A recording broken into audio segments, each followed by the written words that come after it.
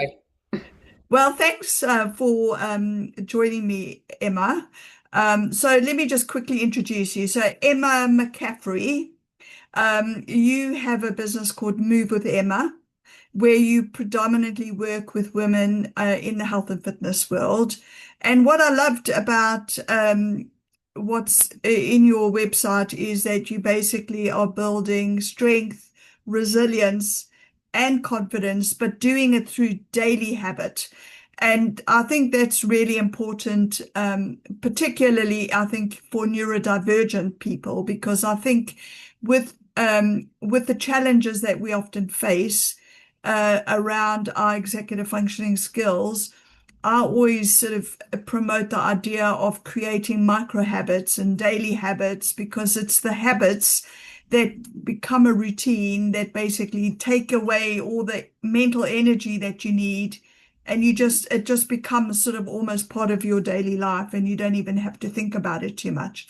So anyway, I've done enough talking to begin with, so I'm going to hand it over to you, and maybe you can just give me a little bit more context to your business and how you kind of came into this world. And I know you're very active you've done lots of different articles for lots of women's magazines and so on. So maybe you could just give us a little bit of sort of round it out for me and the audience. Sure.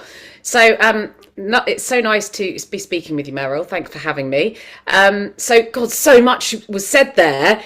I could tell with our little neurodivergent minds. I'm like, oh my God, I want to answer that. I want to answer that. So let's start at the top, and then I'll come back on some of your points. So, Okay. yeah, I'm Emma McCaffrey. I'm a personal trainer, and I have created an online business, an online fitness platform called Move with Emma, so you can move with me. And that has been going for about a year and a half. And ultimately, it's about I'm really targeting women. I'm 48, I'm perimenopausal, I'm a solo parent. I have two daughters, they are 9 and 11. And I really feel like I've got a lot of demands on me. So I am, I've entered the sandwich generation where I am caring for and supporting my parents, as well as my father's got very advanced dementia and Alzheimer's, and I'm the primary carer for two daughters, and I have my own business. So I'm a very busy lady, Yes. and I know that so many other women, 40 plus generally. I mean, it's accessible for all.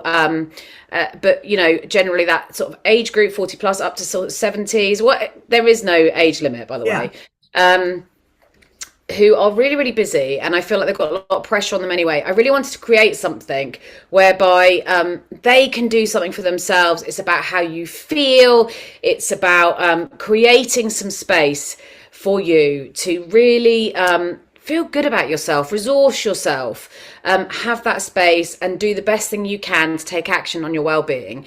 And 30-minute sessions are enough. I don't have time to go to the gym. I don't have time to do lots of one-to-one sessions. And also I was finding, from my point of view, that if my girls are off sick or whatever, I get those curveballs, then I have to cancel all my working day, because I used to have a lot of one-to-one clients and like in-person classes, and then if I'm not working, I'm not earning, which creates Yeah. more pressure for me. And also I need my movement. So this really works for me. I thought, I can't be alone on this, having this struggle of getting to the mat. So that's why I created it. And I just really believe in the power of finding those short bits of space for you to really clear your mind. So we do 30 minutes a week, and I'm live because I love that connection, even though we are not in person.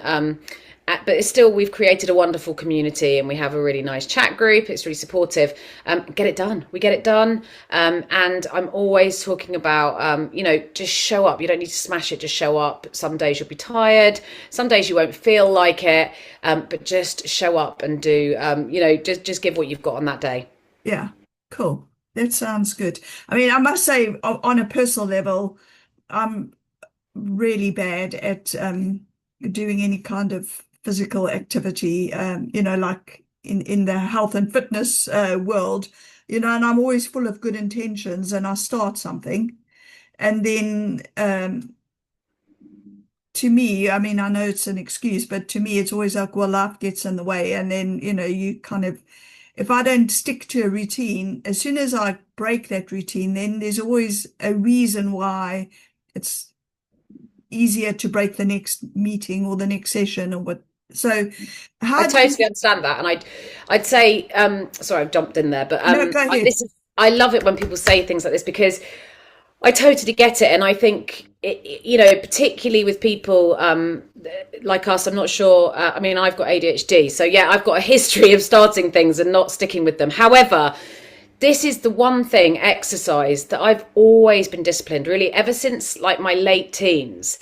And I had really different jobs. I used to be like a political campaign manager, and like work in media, work in like really fast paced campaigns that were really fluid, which was really obviously really good for my dopamine hunting brain. Yeah, But I think that now on reflection, I was very late diagnosed with ADHD like 3 years ago. It all sort of makes sense because actually I was always like, but why do I stick with this? There's been so many hobbies, so many jobs, you know, I've just impulsively left and dropped. But this one thing, and I think it's because how it makes me feel. That is why I do it. You know, the physical benefits are really secondary for me, but it's really the mental benefits that I get. So the immediate impacts for me are like, I feel amazing afterwards. I feel so capable. I feel good. It builds my confidence because I am showing and proving to myself that I can stick with it, and I do stick with it, and I do show up for myself. And so that boosts my sort of my confidence, my self-esteem, my self-worth, and how I feel about myself. And also I come out of it sort of really buzzing because it calms my mind. right. It, you know, from that kind of worrying, that overthinking, and it just calms me and regulates my emotions, and also provides that dopamine and those endorphins which allow my executive functioning. So I think from my point of view, it's not necessarily, I don't see it as a chore. My relationship with it is, it's like, it's not even a question as to whether I'm going to do it. What I'm going to do on any given day is questionable, like whether it's a long hike, whether it's a run, whether it's Pilates, yoga, whatever it is. And I think sometimes people go, oh my God, I used to always get called, you know, a gym freak or an exercise freak or whatever. And actually it's not the intensity that I show up for, it's the regularity. Right. Because it's like, you know, so I can adapt what I do, but I always say that I'm like a dog. I need walking every day because otherwise you know, I can feel it in my body. I feel this restlessness. And this sort of, it's like an itch I can't scratch. And the only thing that can help with that is movement. So Yeah. that is the power of, for me, it has. And so I think I'm regular because I don't sort of look at it as like, oh, something I've got to do. And I think it's really easy. We say, well, life gets in the way. We don't prioritize ourselves, like particularly women. And it's like, for me, it's a non-negotiable. It's like brushing my teeth. It's like eating food. It's like taking a shower every day. It has to be done. You know, we've been given this body, and to be able to sort of like optimize it and to feel the benefits and to look after ourselves on today, but also into the future, this is the best thing we could do for ourselves. And I think we think it's optional, but really it shouldn't be. And I think it's really easy to say that when we're well, and then, you know, when we're poorly, we're like, oh, you know, I wish I'd done this, you know, da, da, da, da. So I'm not saying it will stop us from ever getting poorly, or is it, but we're giving ourselves the best chance of living our life, the best version of our life every day. So that's for me, and I enjoy it. Like, I know I think it's about getting over the line. I always talk about this, getting people over the line and to log in, because once they get there, I can guide them.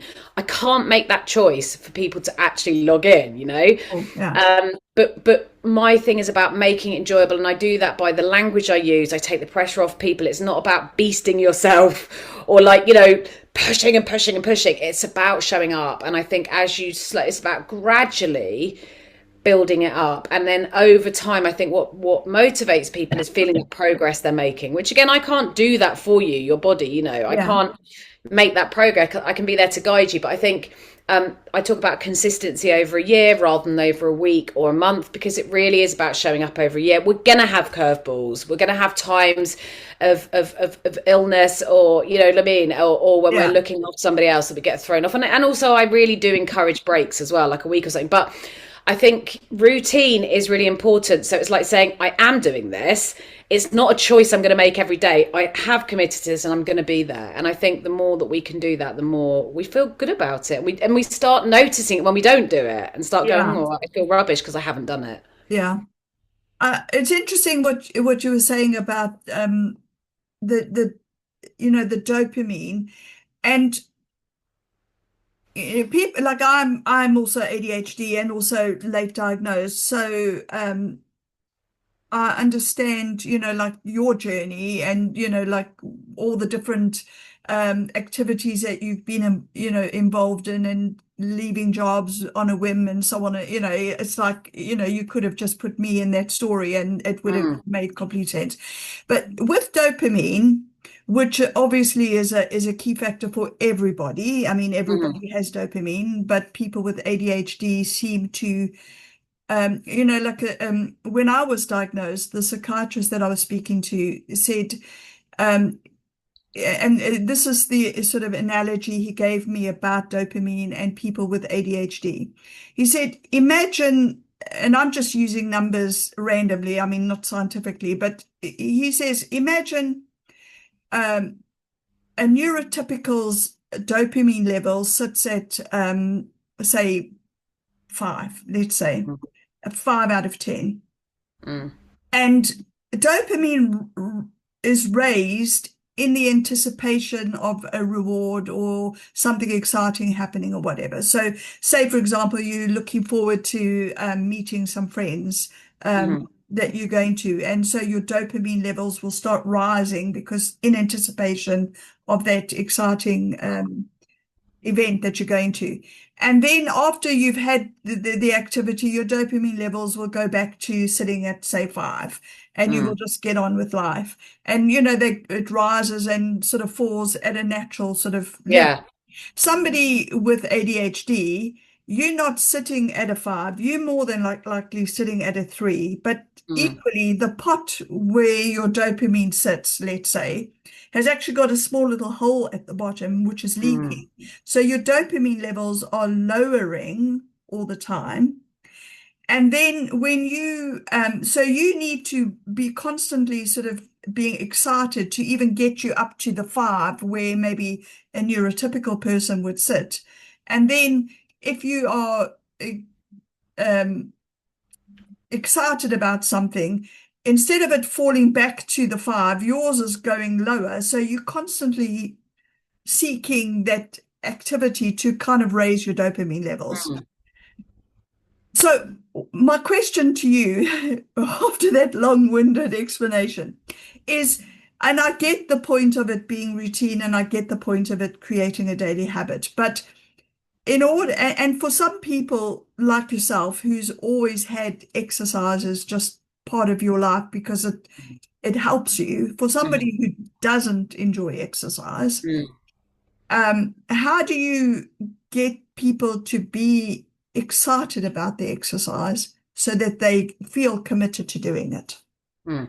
I think I think it's a combination of things. I think that, most of my audience, they're educated, they know that they kind of need to do it. And particularly, as we hit perimenopause, like it doesn't have to, it's not all people that have ADHD, by the way, on my membership. It's, Sure. these feelings are not exclusive to people with ADHD. However, obviously, like to your point with ADHD, it's like, those moments of lack of dopamine are more frequent, because how everyone always says, well, isn't everybody a bit ADHD or whatever? And Yeah. it's like, that lack of understanding of the intensity and the struggle that we have and all the energy that we have to use to do sort of everyday tasks. But anyway, so from my point of view, the thing that I struggle with and the thing is boredom, right? So I'm trying to understand myself. So I understand I do need routine, but I get bored if things are the same. So, for example, no class is ever the same. So nobody knows what to expect. And I think everybody appreciates that because Right. I don't know about you, but back in the day I used to do I've done it all, spinning, like all the different sort of fads and phases that come in, because I can be very phased in terms of or seasonal or whatever in terms of my interest. Something new comes in, like these Body Pump started and Reebok Step. So you do all these types of things and I get bored, but they change the tracks. But there's certain elements you go back week on week and they'll have the same exercise that you hate. So So the thing that, like bad news sells, right? Even in our own Yeah. mind. So you'd be like, oh God, all I think about overriding is that tricep track, or when we're doing all those press ups. And then that is the thing that stays in my mind, not the other tracks that I enjoy, because the loudest thing is the bit you don't like. Yeah. So I think that's a really good one, is that, and I think everyone really enjoys that variety. It's also really good for your muscles, because then they're having to adapt. So it wakes them up because they don't know what to expect. There's different schools of thoughts on whether you should be doing the same things on repeat. But from my point of view, the best workout you do is the one that you actually do the best. And if you're not going to do stuff because you're like, if that negativity creeps in about like, oh, I hate it when they do that, I hate it when we do this, then that's why I really love always like surprising people, not with something really hard, but like with different things. So we're always using the body in different ways, so their brain has to engage what we're doing, because so the time goes really quickly, because it's 30 minutes, and I think short bursts are really good, like 30 minutes, and you're always doing different things, so you're having to really be inside your body and listening, and like you're challenging yourself, so your mind is totally in it. And that's why I call exercise mindful, because people are like, how can it be mindful or joyful? Because it's like you're learning something new, so your mind is always being engaged as well as your body and your muscles, and that combination seems to really work with my clients. Music as well for me is really important, so music, movement, mind, that's what, like, for me the winning combination is. So I have the music that gets, for me, I don't know about you, but music's really powerful for me. I absolutely adore music. So those three things, like the amount of time we do, the fact that your mind's engaged, the music and the movement, is a winning combination, and it's working for so many people. I have so many people on my thing that like, hate exercise, but I know I need to do it and I don't want to do it, and they're still there. Like I've had hardly anyone leave. I mean, other than the natural churn you get whereby people are moving away, or their schedules changed or whatever like that. So, and I think we're all, most of us are there live doing it together, although most of my people do it on demand, but we're following a schedule. So like the schedule is that, Monday's lower body, Wednesday's upper body, and Friday is feel good fitness, and it's like total body. But I also throw in like functional moves. So we do something called calisthenics, which is basically where you use body weight, but we also do use dumbbells. So it's just different. So people aren't going, oh God, I hate it when we do that. And also, if I know we're going to do something really awful, I do like a no repeat session. Some of my clients love it when we do a no repeat, so we'll do long intervals of each, but we won't come back to that exercise. Sometimes we do like 2 rounds of the same thing, or 3 rounds. So I mean it's working. But I mean, basically I feel like where we're leading with this is, you are going to come onto my membership. You are I'm going to make you get into a habit of a routine, because we need it. Like we all need it, whether you're neurodivergent or not. The benefits are so powerful. And I think if you're one of those people that's like, I never stick with anything, I'm not going to get another membership, and also there's no contract with me, you can do it at home in your pajamas. And I just think, it's a relationship business. It's people. I'm not for everyone. I'm not going to appeal to everyone, but that's okay, because there's loads of different people. But I do think the fact that, if you do have ADHD, then I'm here for you. Yeah, I get you. Okay. So, if we because obviously, I'm focused on ADHD, neurodivergent. So, and whilst I appreciate your classes for anyone, regardless of whether you are neurotypical, neurodivergent, or otherwise, but I want to just sort of focus in on that. And because you yourself have discovered that you are ADHD, do you think that has at all influenced the way you do your classes, or the field that you're in, because of your neurodivergence? Yeah, definitely. I mean, I think that so it's my understanding of going, actually I can't do it for like 30 minutes for me now. I used to do class at 45 minutes and they were outside, and that was a really good laugh. But again, no exercise was ever the same. But I think I've learned since when I got my diagnosis, I'm sure similar for you, you get that sort of massive moment of relief, and like, I'm not broken. Oh, okay, that was the thing all along. And as well as having ADHD, I have through my life had some severe bouts of mental illness, whether anxiety or depression, different elements of those two things, which obviously they do kind of come as a package. And for me, I had this moment because I grew up, I mean, I'm 48, but I grew up in a time when it was very frowned upon. So I used to try and contain it, which is so painful when you're struggling and trying to mask and all the rest of it. And you're understanding all this language, it's new language. So I had that massive light bulb moment of going, oh, it all makes sense. You know, my whole life makes sense. And, you know, you sort of feel like you've been let off the hook in some respects. That's how I felt. And then you realize, because I was like, oh, that's why I got anxiety and depression. Because I feel like, you know, because I come from a life, when I say privilege, it's not like I don't, I'm not like, I don't have loads of money or anything, but I'm saying I have people around me that have cared for me. And I have access to services like, you know, the NHS, and I have a reason to get myself better. And I know that I see myself as lucky and privileged, and I'm very grateful because I've had people around me that have picked me up in those moments of severe, really. I'm not just talking about, you know, how mental health, I think that's bandied around these days and used for like the wellness industry. And it's like, if you exercise, you're not going to get mentally ill. And I really, it's so nuanced and so complex. It's not that simple. So for me, it's one of my many tools that helps me. It doesn't prevent necessarily some of the episodes that I've had, but it's very good in recovery, and it's very good for me knowing the warning signs when it's coming, because I'm very in tune with my body. And every day it helps me with my mood and my mental health. But I think I've learned that sort of like with my ADHD, you know, before I'd sort of, you know, you go into that God mode where you're like, I could do anything. You know, I'm a real victim of that. And I'm like, I take on everything. And then I've burned out. I've been a victim of burnout. And a lot of the time when I get burned out, then my brain will kick in with depression or anxiety to close me down, to stop me. So it's understanding that actually, before I thought, oh, great, that's why. I always wanted to understand why, because I'm like, why me? I've got, you know, I'm lucky. I've got a wonderful life and I love life. So why would I get mentally ill? And it's obviously not that's straightforward.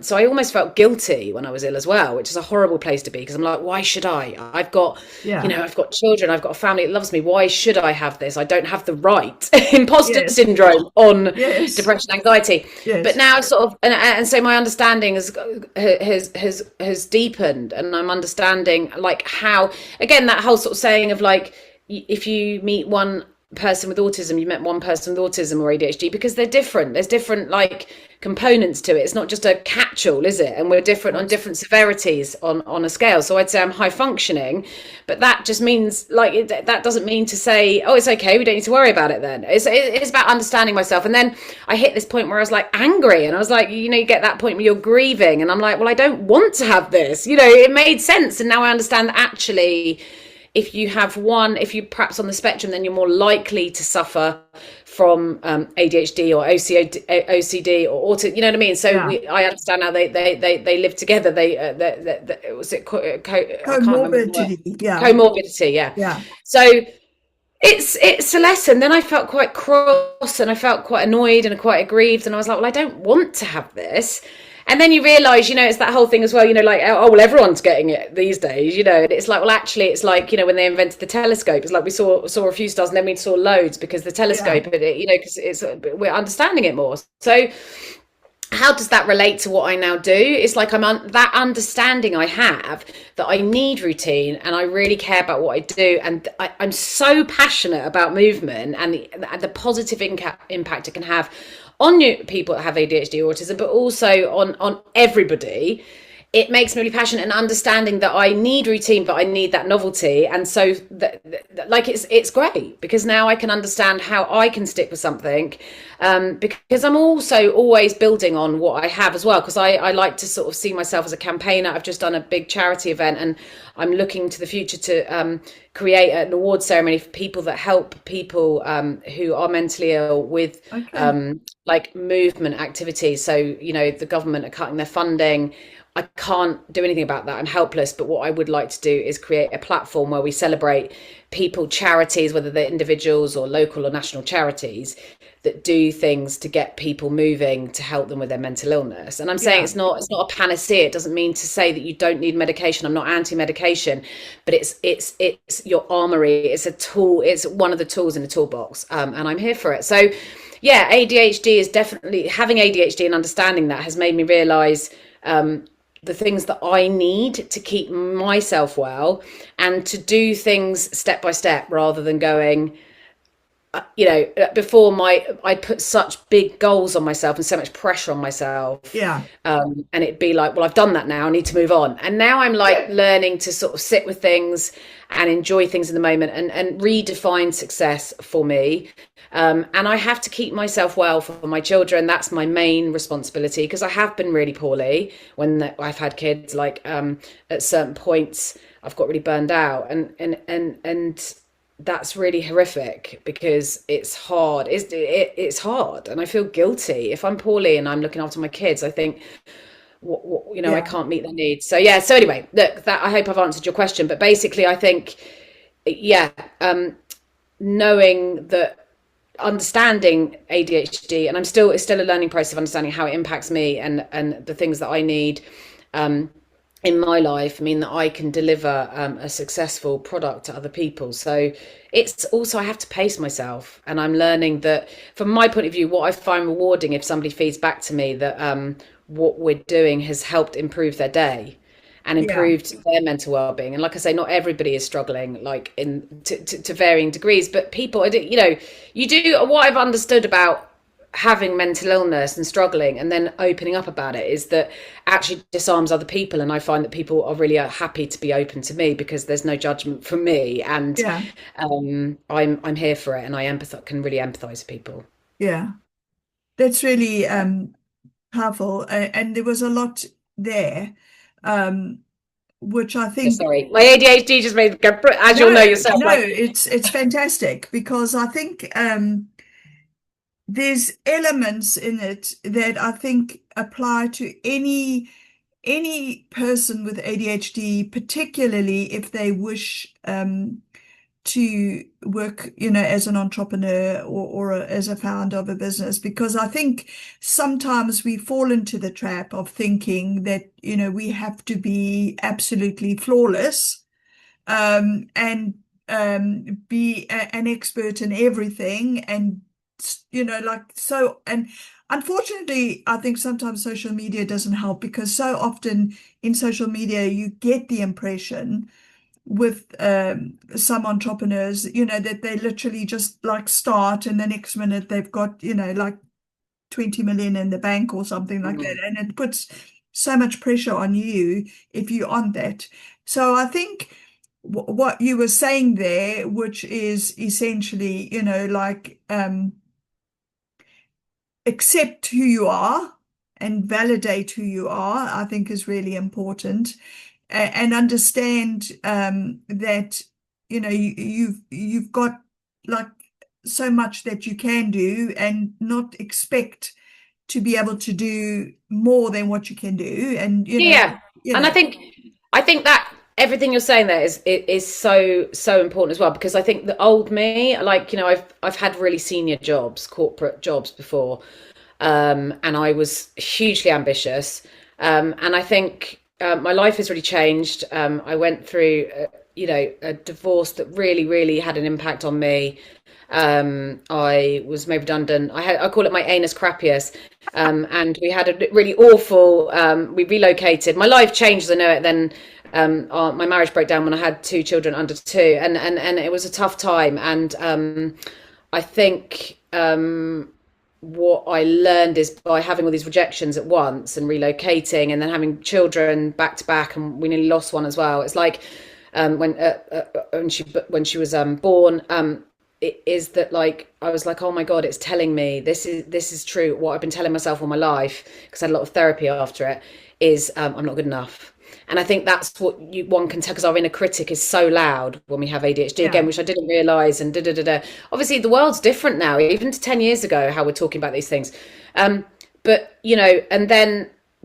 sorry, coming back to your point about entrepreneurialism, I think that most entrepreneurs are ADHD, because the fact that I have the ability to be able to make people do things they don't want to do. And I am so hungry, and I have so much energy.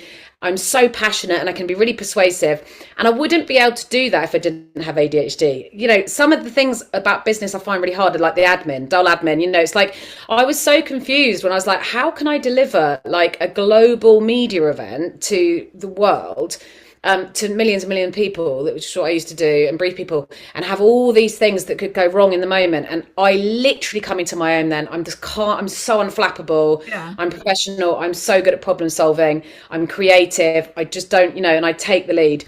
And then I can't do a household budget. And I'd be like, and before I knew that was something I struggle with because I've got no dopamine and my brain just doesn't work like that. It struggles with the simplest of things. I'm like, stupid. I must be stupid. And when I was left in a situation where I had children, I was home children, I was like doing these repetitive tasks, no appraisal, because we like appraisal, we're not acknowledgement.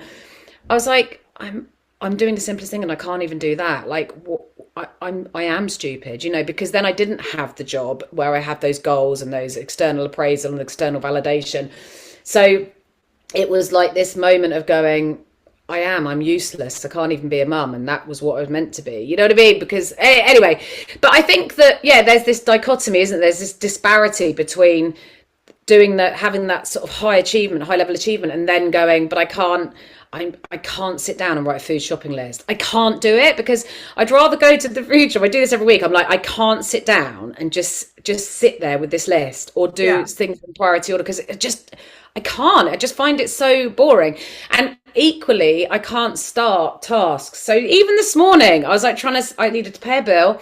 I needed to check my memberships. I needed to do that. And then I'm looking at a co-ord that I've seen on Instagram on M&S that's nearly sold out. You know what I mean? It's like I jump and then I'm booking tickets to the Kew Garden Christmas thing because it came into my mind that I'd wanted to go last year and I missed out. And then I've got again, it's like our minds. I've got literally 12 tabs open. And then I remembered that I'd said to my sister, because we're going to see my dad at home, she goes, oh, do you fancy going together? And there's balloon tennis in my dad's home. And I was like, let's go for balloon tennis. And then I was like, I'm speaking to Meryl at 10:30, but it's like, because I don't really look at my diary. I don't believe my calendar because I held everything in my mind. So I drop a ball because now I'm managing the lives of two others. I've got a dog as well. And also I co-parent with somebody else who's just been on a trip. So I'm sort of mopping out. And then there's the kids' trip I need to hand over. And they go, I literally, but I hold. So you could say that, well, you're brilliant. I hold 90% of that information in my head and I drop the odd ball. But that's because there's so many things. But and then I was like, and then I emailed you, say, can we do it sooner? Because I can do it now. It's... I'm supposed to be at my dad's in two places at once. That does happen. And, and before I used to beat myself up to this acceptance. Now I'm like, do you know what? I'm trying. I spoke to somebody a couple of weeks ago because I'm going to take my membership into corporates. That's my next step because at the moment I'm reliant on individuals and that's great. But I want to recarve my content so that I've got corporates as well and have some retainers because that will really help. And I'm a strong believer in getting into people who are sitting at desks all day. Let's work on their shoulders. I don't want them to end up like a hunchback.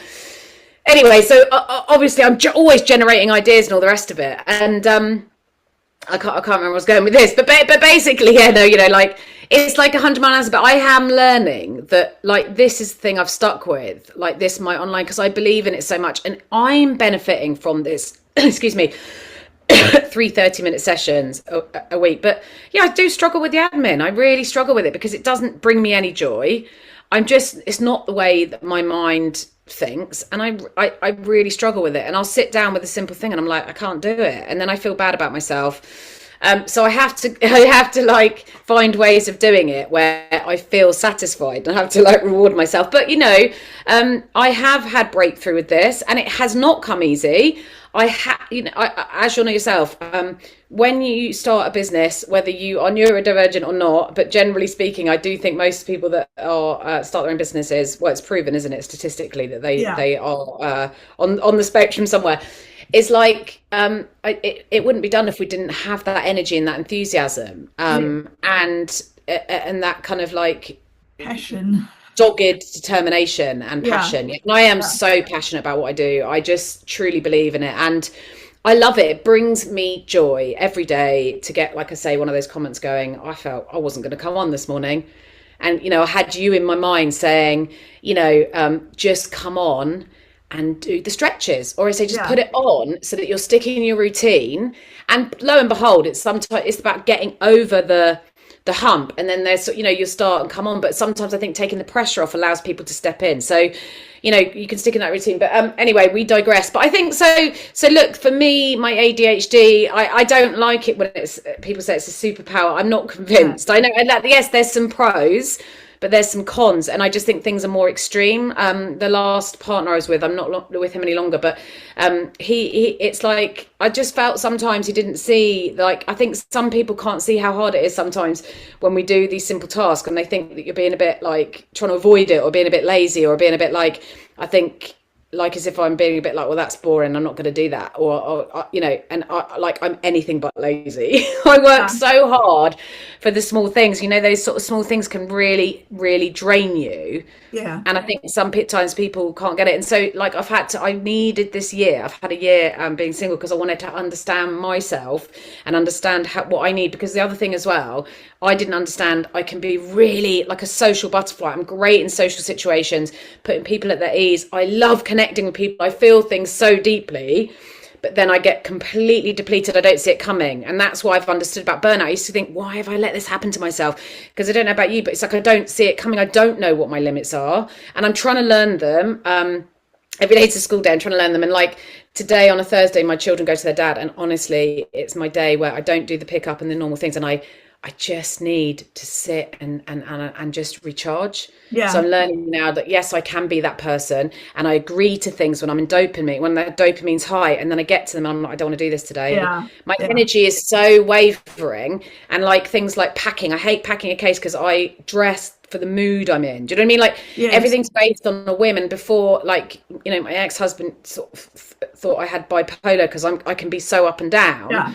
But it is like my energy levels. And now I'm understanding it's hormones as well with women. So it's not just ADHD. It's also like the perimenopause. The fact that I think women at my stage of life, I don't know if you have children, it's like, as a sort of single parent, we have got so many demands on us. I think it's unreasonable, unprecedented and unreasonable level of demands. And so I think, given that, I'm doing pretty well. And now I do try and say to myself, sorry, that's what I was going to say earlier. I was speaking to this guy who's like a coach, and he said to me, I was all heightened when we were planning this thing, this sort of talk going to take into corporate, saying break down to break through or whatever. And he was saying, Emma, are you trying your best every day? And I'm like, oh my God, I am such a trier. I don't know about you, but I am such a trier. And it's like, I try my hardest with everything. And it's like, now I tell myself I'm trying my hardest, it's all we can do, right? And just like you say, self-acceptance is so crucial. I think to anybody in life, but particularly to me now, understanding and going, do you know what? Yeah, my ADHD traits, yes, you can understand, they can still be quite annoying to somebody who's not got ADHD. Like, with my boyfriend, he used to turn up on a Thursday because that's the night we used to spend together. And like, that ADHD down, I can see my kids do it. My kids definitely. And I'm like, I tell him, I'm like, and he used to love my intensity. To be fair, he loved me for that. But I mean, it can be quite a lot. I think some people find it like, that's okay. They can't help it. Yeah.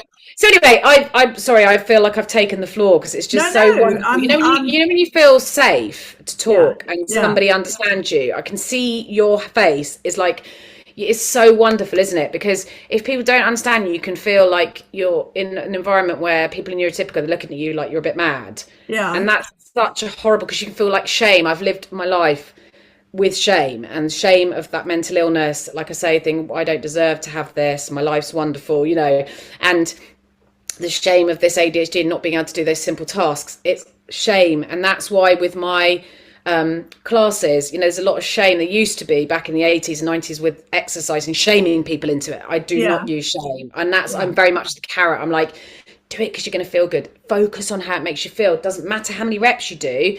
If you end the class feeling better than what you did at the beginning, that's a success, because you feel better because you've shown yourself you're going to show up for yourself. You may be showing up because I've got you there, but you're showing up for yourself, and I can't, so you feel confident because you're like, yes, I did do it, and I said I was going to do it, and my mood is improved because it gets those endorphins going and that dopamine, and I come back feeling calmed, and I'm ready to then take on the day and to have those difficult conversations. And when I become emotionally dysregulated, that is a not very nice side of ADHD, and I can get ragey and I can snap quite quickly, particularly if I'm tired, if I haven't eaten, if I haven't had enough decompression. So I'm trying to understand that. And it happened this morning with my ex-husband. Like, we weren't seeing eye to eye, and I know I'm feeling tired and I'm feeling up against it because I've got lots to do today. And I just snapped, and you know, and it's just a reality. And I think I used to feel really ashamed of that. I'm understanding that maybe it wasn't the right time to have that conversation. You know, Yeah, it's yeah. But I think that's an interesting point because one thing that I notice, which I really need to work on and be better on, is like creating boundaries. yes, And the way, yeah, yeah, and I don't know why it just got into my head. I think it was yesterday, and I was thinking, you know, years ago, before I even knew I was ADHD, I had agreed to meet a friend at her house. So I hadn't seen her for a long time. Because I'm from South Africa and I was living in South Africa and she was in yeah, England and so on and so forth. yeah. Anyway, and I was catching a train to like her closest station, and then I would ring her and then she'd come and collect me. And so I duly did that. I arrived at the station, I rang her and I said, I'm here. I'm ready to be collected. And she went, oh, fantastic. I'm just busy eating my lunch. So let me just finish my lunch and then I'll come and get you. So give Mm, me like 20 minutes or mm, whatever. And I thought to myself at the time, that's a bit odd. Like I would mm, never do that. Like if mm, I was expecting a friend, I would have just literally dropped everything, jumped in the car, mm. and gone Yeah, to fetch. yeah, Not to say that that is right, and I think that is just almost like a symptom of not being able to create those boundaries for yourself. So I think what yeah, she did was absolutely correct yeah, yeah. on site, because she was in the middle of eating her lunch. So let her finish Mm, her lunch. And, what difference would it make to me if I waited 5 minutes or 20 mm, minutes for, to see her? But it just was, I think, an example of me, like, and that's sort of how I live my life a little bit, is like, I'm always more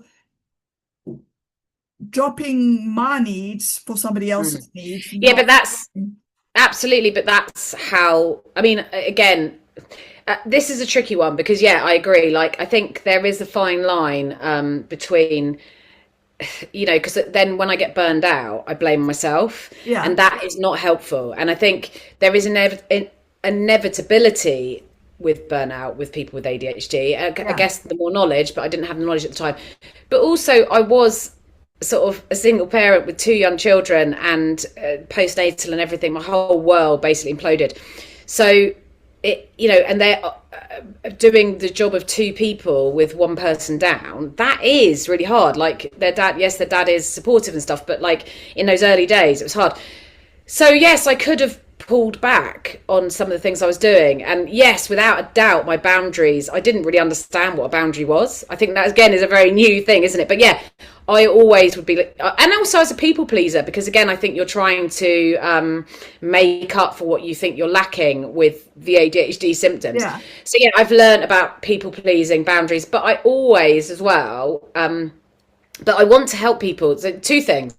I love helping people and being kind. And I think where I have been in such dark places, I wake up every day and if I'm not poorly, if I'm not really depressed, I'm like, I'm so grateful not to be feeling yeah, that way.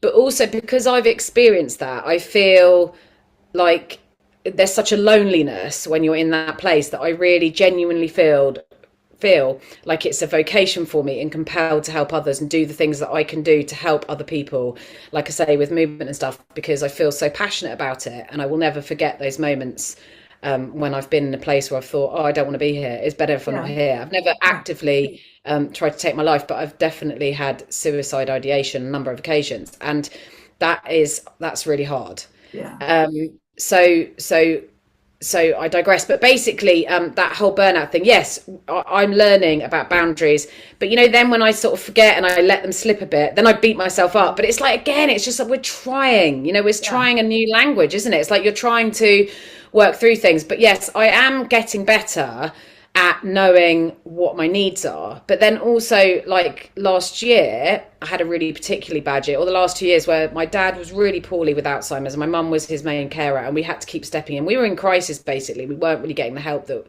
we needed, like externally, and it was awful. And I was building my business, which again, Yeah. it's a new industry for me. I mean, I've been a PT for 6 years, but when I started my onlines, that was a new thing. So you're going into this whole Instagram world, which was new to me. I don't, it wouldn't be my choice, but the way that I justify it and embrace it is that I'm completely myself on it. So that's how and I have met there's ever positives. I've met a wonderful community of people out there. Anyway, I think that, and then I had my ex-husband who I co-parent our kids with. We're really collaborative, really supportive of each other. But he goes away on trips. So then I'm managing the kids sort of, and then look after my dad. And then a boyfriend who lived in a different town. And then he wants me to go and see his parents. He has demands on me. And it was just too much. Every week, I'd come out of every week going, oh, well, I've seen my dad this week, or I haven't spent time with my dad this week. So, a good week, I'd be like, oh, the kids have had a good week. Oh, but I did have a bit of a fallout with James, my ex-husband, and I didn't get to see Toby. So every week, I didn't get any member. They'd be like, I can never have a good week because it's impossible for me to be able to deliver all the things that I need to deliver. And also putting myself out there, exposing myself.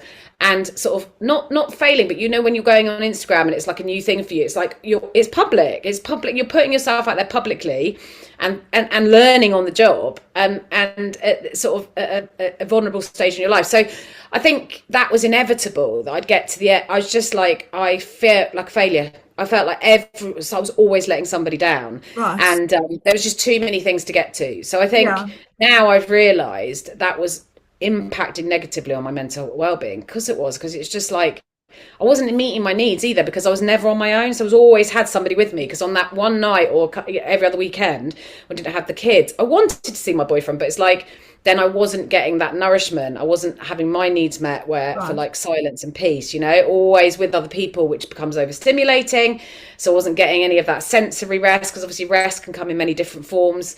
And then I just felt like, everyone wanted this sort of the vibrant, fun Emma, which I can be and I am, but also there's a part of me that I need to recharge and fill my cup. And, otherwise I'm not going to be that person. So I feel like I'm in a really good place now. I've had a year of like, actually my dad's now, in a home and but I would have done anything to be with him, but it was very unpredictable, fluid situation and very exhausting to be caring for somebody who was unwell, and it's harrowing. It's my dad and I love him. So yeah, I'm in a much better place now, and my business has got to a place where I feel confident in it and I know it's going to succeed. And I need that because A, it's my passion, and B, I don't want to be highly revved the whole time and chasing something.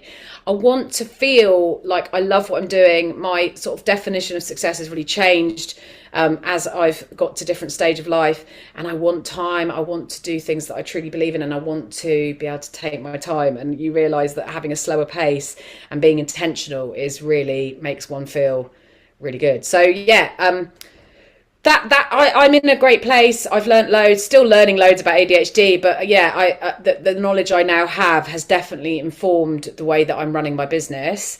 And I think other people are benefiting. My members are benefiting from what I've learned about myself in the sense of the product that I've created. And yeah, absolutely love what I do. I just love it so much. And I feel like it's realistic. It's realistic for real women.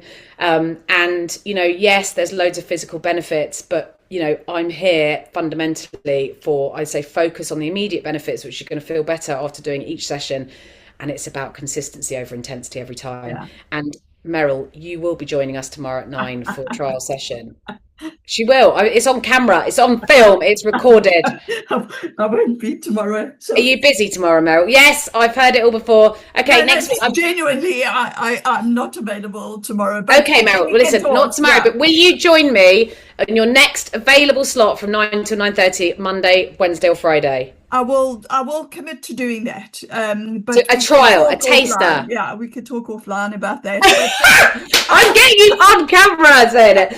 But yeah, I'm sure you probably have to go as well, got other things. But I feel like we could talk for a long time. And this it's cathartic, isn't it? When you meet someone and you instantly you're speaking the same language. It's like coming home, isn't it? And it's really it makes me feel warm and doughy. But I've got to go off and see my dad and do balloon tennis Yes. now. What is balloon tennis? I never I heard of don't it. know. I will let you. I'll Oh, feedback. okay. I never heard of it. I'm Just excited. one little thing Yeah. just before you leave. If you had one piece of advice or one takeaway to give to another ADHD entrepreneur, just one thing, what would you say that would be from your own life lessons? What could you give to somebody else? It could just be a one word thing, or it could just be, a one sentence. What would you give? You're not broken. You're not broken. You are incredible, and you know you're okay. Seek out other ADHDers. That's not one thing, is it? But basically, fundamentally, I would say, you are not broken. You are wired in a different way, and actually, it's it, I don't think that neurodivergent people or people that have ADHD are in the minority, actually. I just think it's that we've been living in a world that's set up for neurotypical people. I think that actually there's lots of different types, and I'm hoping that we're going to move towards a world where people acknowledge the different loads of different types, and each of those types, if given the right environment and the right tools, they will flourish. For who they are. But at the moment, ADHDers and autistic people are being put in environments that don't work for them and that are set up for neurotypicals, and that's the issue. It's the wrong setting, wrong environment, wrong approach. But you are not broken, and never let anyone tell that, and don't tell yourself that. That's Believe the in important yourself. bit. And just let us know, like, if people want to reach out to you, how will they reach you? Like, so I'm on Instagram. I'm at move_with_Emma, or I have a website which is movewithemma.co.uk, and you can email me. My inbox is always open on my DMs, and I love hearing from people. And I am very open and honest, and I'm always here for it. Wonderful. It's been absolutely a joy to talk to you, Emma. Your enthusiasm is contagious, and I wish you, great strength, and with your journey, your career, and with, raising your kids and your wonderful life that you have. Thank you very much. It's been wonderful to speak to you, Meryl. Okay. I will be chasing you for that taster, by the way. It's going to happen, and I'm going to get Instagram proof. Okay. Because if it's not on Instagram, it doesn't happen. Okay. Have a wonderful day. Lovely talking to you. Bye-bye. Bye-bye. Bye.